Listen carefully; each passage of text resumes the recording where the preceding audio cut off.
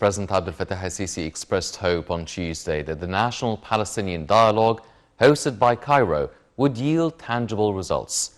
The second round of the Palestinian National Dialogue started in Cairo on Tuesday with the participation of 15 political factions to discuss issues related to facilitating elections, which they agreed on holding during the negotiations' first round in February. The negotiations, which were held under the Egyptian auspices, are discussing legal procedures of the electoral process and the political environment of the electoral scene.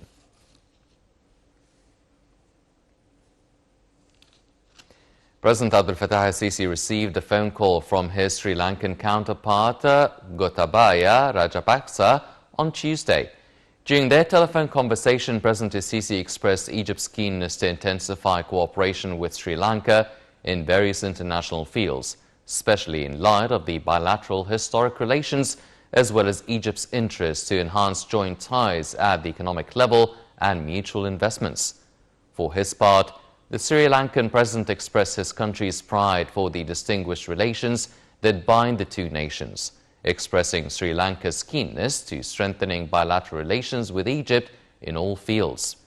Rajapaksa affirmed his country's keenness to foster bilateral relations in various international forums, especially in light of the pioneering role that Egypt plays at the regional and international levels and its role most notably in the field of combating terrorism and achieving security, stability and peace in the Middle East.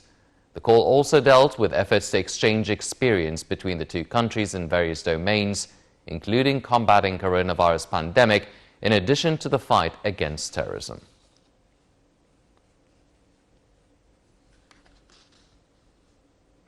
Prime Minister Mustafa Madbouli gave his directives of quick presentation of the National Project for Developing the Egyptian Family Executive Plan in the next cabinet meeting, prior for being presented before President al-Sisi to be launched. Madbouli made his directives during his meeting with Minister of Planning and Economic Development Hala Said to review the final edition of the plan. Minister Said explained that the project includes women's economic empowerment facilities through providing job opportunities. She said her ministry would establish a governmental fund to provide incentives for families abiding by determinants of population growth.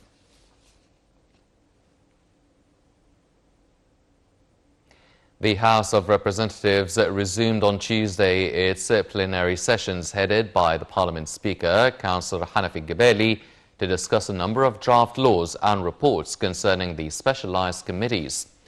During the session, the Parliament approved a number of decisions issued by President Abdel Fattah al-Sisi regarding the agreements Egypt has signed with countries and international institutions, including 2 agreements with the Kuwaiti Fund for Development.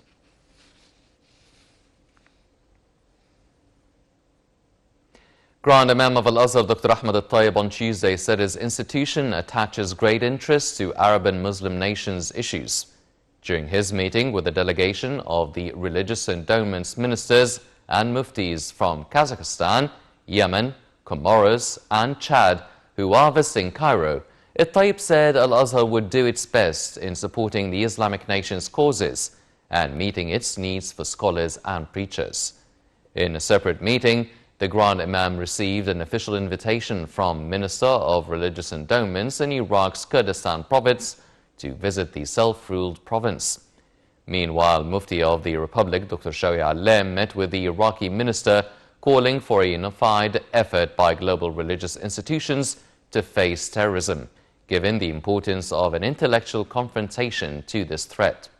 He praised the Iraqi Kurdistan province for its role in facing terrorist groups such as Daesh.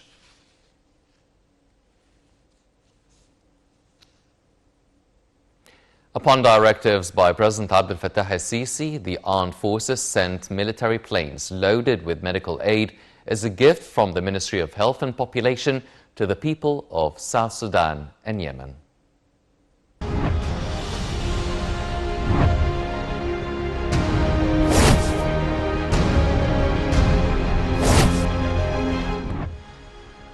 Upon directives by President Abdel Fattah al-Sisi and in the framework of Egypt's keenness to help its sister countries during the crises, The armed forces sent a military plane loaded with medical aid as a gift from the Ministry of Health and Population to the people of South Sudan.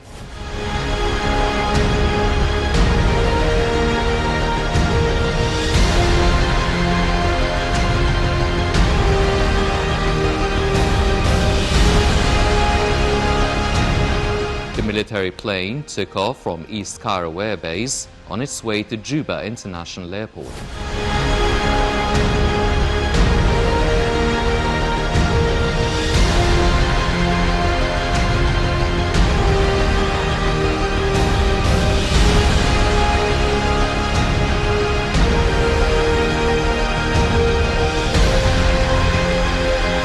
The aid shipment was submitted to the government of South Sudan. For their part, South Sudan officials expressed gratitude for the efforts exerted by Egypt in supporting African peoples in general and the people of South Sudan particularly.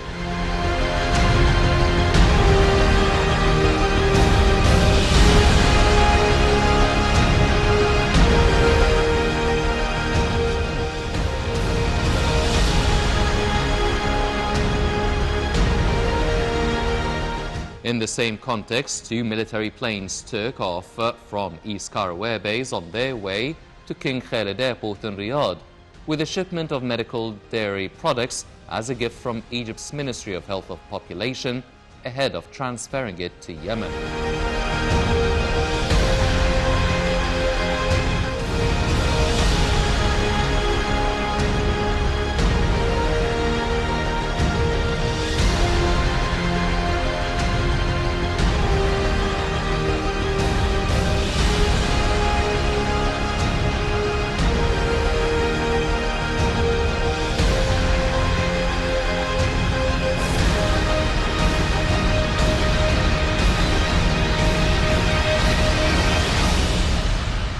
Yemeni officials expressed gratitude for the Egyptian support as it represents a great importance in boosting the health sector in Yemen.